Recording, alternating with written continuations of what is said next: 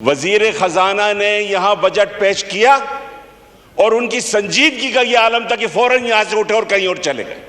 کیا ہم آپ کا ہر کہا سننے کے لیے یہاں بیٹھے ہیں کہ اگر آج بھی ہم اس حکومت کے ساتھ بیٹھے ہیں تو اس لیے کہ پاکستان مشکل صورتحال سے دوچار ہے، اس لیے بیٹھے ہیں۔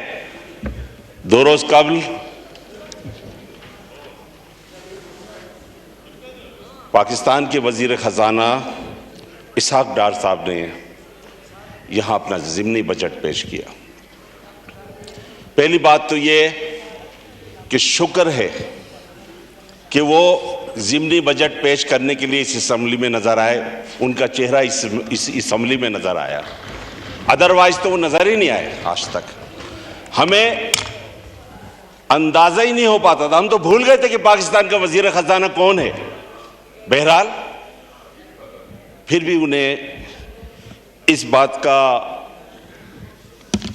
موقع دیا جا سکتا ہے کہ وہ پچھلے کئی مہینوں سے IMF کے ساتھ مذاکرات میں مصروف تھے اور اس کی وجہ سے شاید اسمبلی میں نہ آئے ہوں، لیکن جناب اسپیکر یہ بڑا اہم موقع تھا۔ یہ ضمنی بجٹ پاکستان میں پیش کیا جا رہا تھا، جبکہ اس سے پہلے ہم آلریڈی ایک بجٹ پیش کر چکے ہیں مئی جون کے مہینے میں۔ یہ ایک اہم موقع تھا۔ وزیر خزانہ نے یہاں بجٹ پیش کیا اور ان کی سنجیدگی کا یہ عالم تھا کہ فوراً یہاں سے اٹھے اور کہیں اور چلے گئے۔ جناب اسپیکر، کیا ہم یہاں ڈیسک بجانے کے لیے بیٹھے؟ کیا ہم آپ کا ہر کہا سننے کے لیے یہاں بیٹھے ہیں؟ آپ بتائیں کہ کیا وجہ ہے کہ آج پاکستانی اس مشکلات کا شکار ہے؟ آپ بتائیں، وہ کون لوگ، وہ کون سی حکومتیں ہیں جو آج کے خراب معاشی صورتحال کی ذمہ دار ہے؟ آپ یہاں کے بیٹھ کے بتائیں ہمیں۔ چند صفحوں کا ایک ضمنی بجٹ پیش کیا اور چلے گئے یہاں سے؟ نہیں جناب اسپیکر، یہ سنجیدگی نہیں ہے، یہ سنجیدگی نظر نہیں آتی ہے ہمارے حکمرانوں کے اندر۔ اور آپ دیکھیے کہ یقین مانیے کہ اگر آج بھی ہم اس حکومت کے ساتھ بیٹھے ہیں تو اس لیے کہ پاکستان مشکل صورتحال سے دوچار ہے، اس لیے بیٹھے ہیں۔ خدا نخواستہ پاکستان کہیں ڈیفالٹ نہ کر جائے، اس لیے بیٹھے ہیں۔ خدا نخواستہ پاکستان کسی مشکل صورتحال میں نہ چلا جائے، اس لیے بیٹھے ہیں یہاں۔ MK پاکستان جس پر ہماری ریاست کی طرف سے مختلف الزامات لگائے جاتے رہے ہیں اور وہ الزامات لگا کے کراچی جیسے شہر میں کشت و خون کے کھیل کھیلے جاتے رہے ہیں۔ آپ کو اندازہ ہے ہمارے شہر کے ہر دوسرے تیسرے گھر ایسا ہے کہ جہاں ایک لاش اٹھی ہے، ایک نوجوان کو، ایک باپ کو، ایک بیٹے کو، ایک بھائی کو، ایک شوہر کو شہید کیا گیا ہے وہاں پر، یہ کہہ کہ یہ ملک دشمن ہے۔ ہم ملک دشمن ہیں؟ جناب اسپیکر، اگر پچھلی حکومت میں بھی بیٹھے تھے تو اس لیے کہ پاکستان موجودہ بحران سے باہر نکلے، آج بھی اگر اس حکومت میں بیٹھے ہیں تو اس لیے کہ پاکستان موجودہ جو معاشی اقتصادی بحران ہے اس سے باہر نکلے۔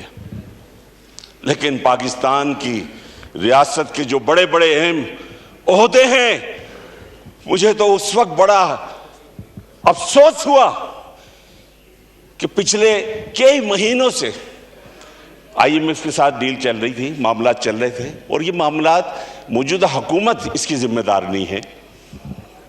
سابقہ حکومت کے وزیر خزانہ حفیظ شیخ صاحب ان کے ساتھ معاہدہ کر کے گئے تھے، اور ذمہ داری پھر آئی تھی شوکت ترین صاحب کے اوپر، وہ بھی رضامندی ظاہر کر کر آئے تھے۔ بعد میں آ کے اس وقت کے وزیر اعظم نے وہ تمام وعدے جو IMF کے ساتھ کیے تھے ان تمام وعدوں سے مکر گئے، اور پیٹرول کی قیمت جسے بڑھانا تھا اسے کم کر دیا۔ یہیں سے ہمارا سیٹ بیک شروع ہوا۔ پہلے مفتاح اسماعیل نے کوشش کی کہ ان حالات کو سنبھالا جائے، پھر بعد ازاں اسحاق ڈار صاحب یہ کہہ کر آئے کہ میں آؤں گا تو سب کچھ سمجھ جائے گا۔ یہ جو ڈالر قابو سے باہر ہے یہ ہمارے قابو میں آ جائے گا۔ یہ جو مہنگائی روزانہ بڑھ رہی ہے، یہ مہنگائی کم سے کم در ہو جائے گی. یہ جو غربت بڑھ رہی ہے، یہ غربت ختم ہو جائے گی. لیکن جناب اسپیکر، ایسا نہیں ہوا. اور مجھے پاکستان کے صدر پاکستان پہ افسوس ہوتا ہے کہ ہم کافی تگ و دو کے ساتھ IMF کے ساتھ جلد از جلد یہ معاہدہ کرنا چاہتے تھے کہ تاکہ اس مشکل سے نکلے، اور صدر پاکستان نے کہا کہ نہیں، میں آرڈیننس پہ سائن نہیں کروں گا. ارے بھائی، اس سے پہلے جو آرڈیننس پہ سائن کیا کرتے تھے، آنکھیں بند کر کے کیا کرتے تھے، اس لیے کہ تم اپنی پاکستان کے اپنے آپ کو صدر نہیں مانتے ہو، بلکہ کسی ایک پارٹی کا کوئی عہدیدار و ذمہ دار مانتے ہو. بات یہ ہے کہ 15 فروری کو وزیر خزانہ صاحب نے یہاں اپنا ضمنی بجٹ پیش کیا، اور اس ضمنی بجٹ میں بہت سارے ٹیکسز لگائے گئے. 170 ارب کے ٹیکسز لگائے گئے، سیل ٹیکس بڑھائے گئے، اور اس کے ساتھ ساتھ جو ہے مختلف جو فیڈرل ایکسائز ڈیوٹی ہوتی ہے اس میں بھی اضافہ کیا گیا. جناب اسپیکر، ڈالر مہنگا، پیٹرول مہنگا، بجلی مہنگی، گیس مہنگی، یہ سب کچھ تو پہلے ہی ہو چکا تھا.